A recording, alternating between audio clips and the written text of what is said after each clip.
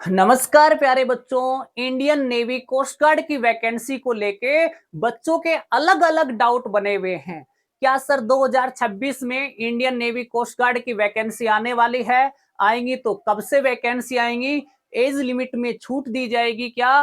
क्या इसमें फीमेल भी पार्टिसिपेट कर सकते हैं? इन्हीं सब सवालों के बारे में डिस्कस करेंगे।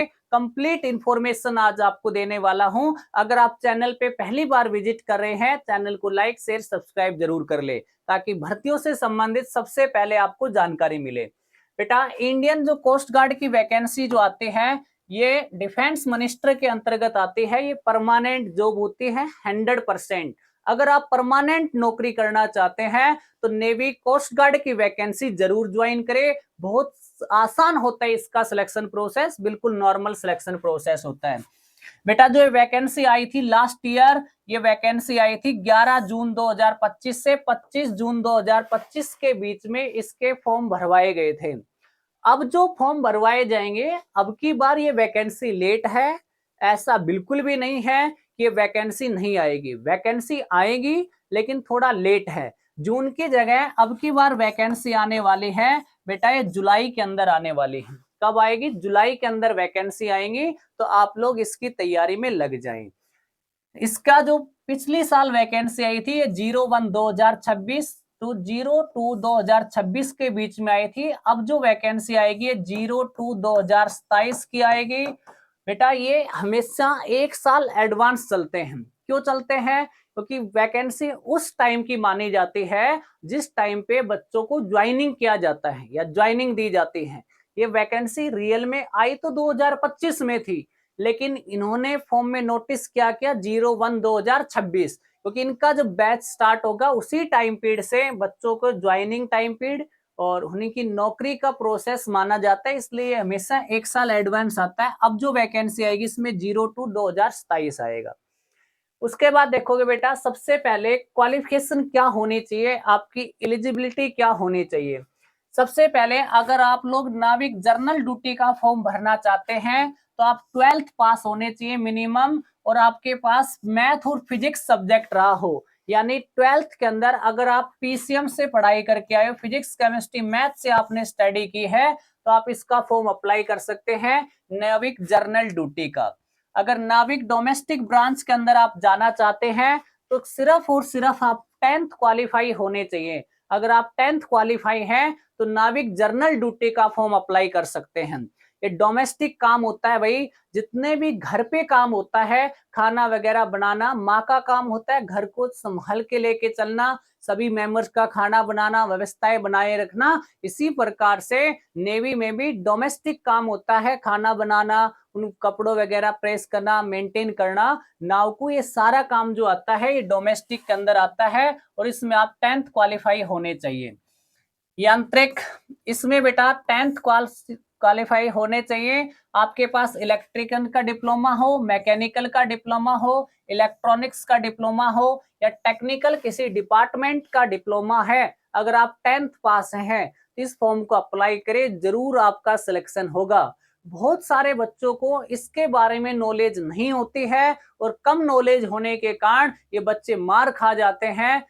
आप लोग इस इंफॉर्मेशन को उन सभी बच्चों तक पहुंचा दे, वो 10th पास है, प्लस में आईटीआई कर रखी है, या बीटेक कर रहे हैं, या पॉलिटेक्निकल कर रहे हैं, उन बच्चों तक ये फॉर्म जरूर भराए। उन बच्चों के लिए फॉर्म सबसे बेस्ट होता है, गोल्डन चांस होता है। नेक्स्ट देखो बेटा, अगर आप लोग 10th क्लास हैं और 12th भी पास है एजुकेशन बोर्ड से, किसी ना किसी बोर्ड से, आपके पास इलेक्ट्रीशियन डिप्लोमा है, मैकेनिकल डिप्लोमा है, इलेक्ट्रॉनिक्स डिप्लोमा है, टेक्निकल डिपार्टमेंट में कोई डिप्लोमा है, तो आप इस सभी चीजों के फॉर्म आप अप्लाई कर सकते हैं।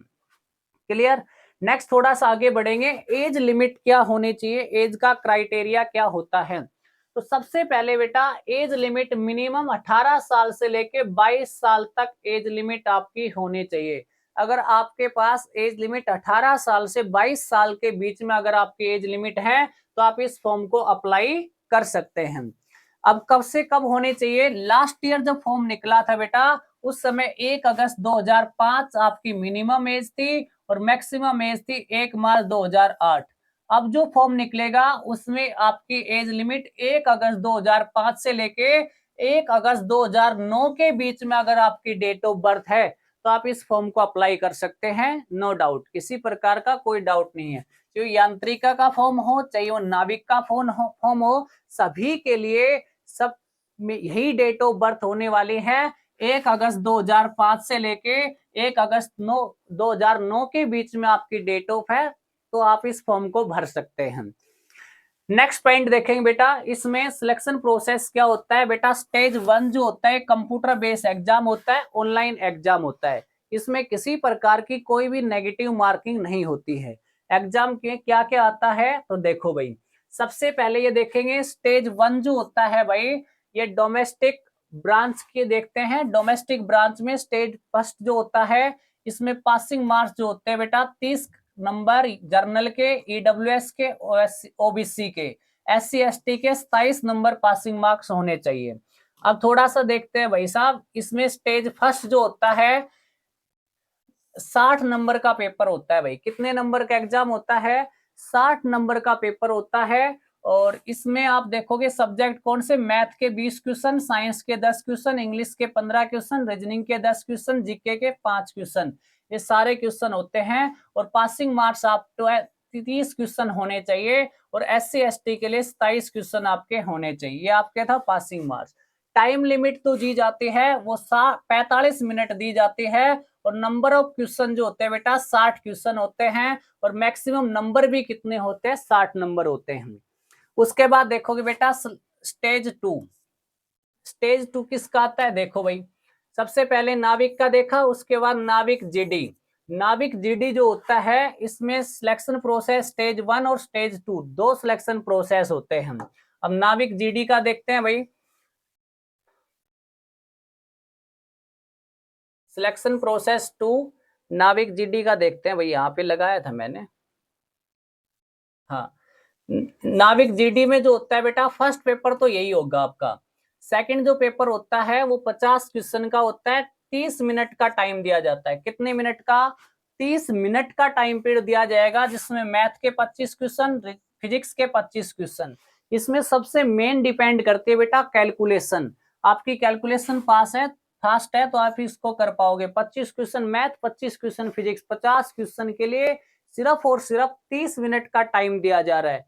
यानी एक क्वेश्चन को सोल्व करने के लिए 36 सेकंड का समय दिया जा रहा है। आपकी 15 सेकंड क्वेश्चन पढ़ने में चल जाएंगी और 5 से 6 सेकंड आपको टिक करने वगैरह में चल जाएंगे। सिर्फ 15 सेकंड के अंदर आपको क्वेश्चन को करना है। देख लो कितना फास्ट होता है।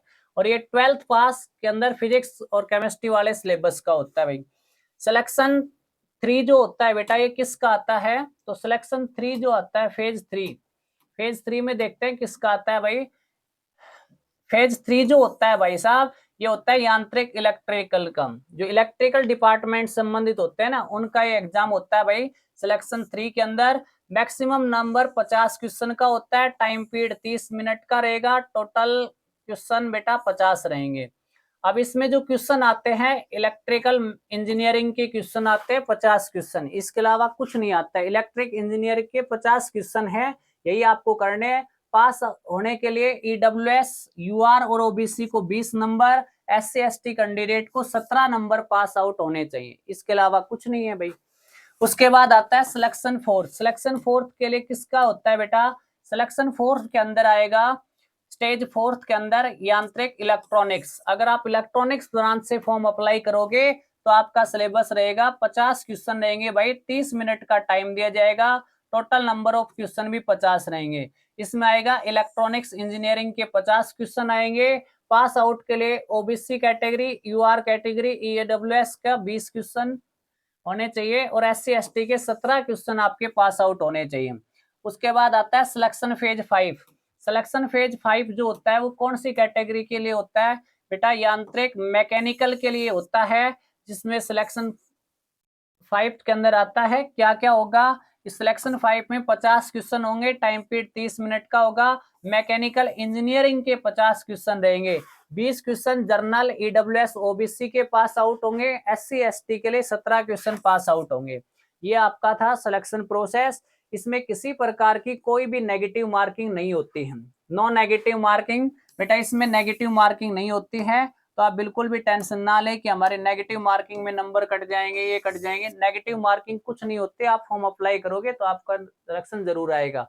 हाइट कितनी चाहिए? तो 155 सेंटीमीटर आपकी हाइट होनी चाहिए, 157 सेंटीमीटर। वेट लॉस वगैरह कुछ नॉर्मल है, कुछ भी नहीं चाहिए। तो बेटा जानकारी कैसी लगी? अगर जानकारी अच्छी लगी हो तो चैनल को लाइक शेयर सब्सक्राइब जरूर करें। मिलते हैं नेक्स्ट इन्फॉर्मेशन के साथ। जय हिंद, जय भारत।